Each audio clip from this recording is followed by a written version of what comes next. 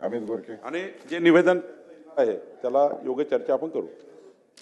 1 August 2024 रोजी supreme कोर्टाच्या खंडपीठाने अनुसूचित जातीतलं वर्गीकरण आपल्या राज्यामध्ये जाहीर करावं असं सांगितलं। त्यानंतर महाराष्ट्रामध्ये बदर समिती बसली, पण समितीचा विलंब होतोय।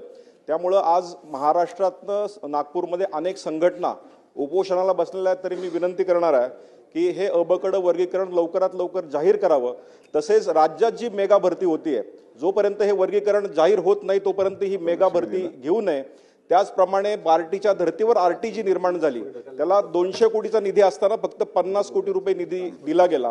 याकडे आपण लक्ष द्यावं आणि अण्णाभाऊ साठे विकास महामंडळाला भरीव निधी आजपर्यंत दिला गेला नाही, तोही लवकरात लवकर मिळावा।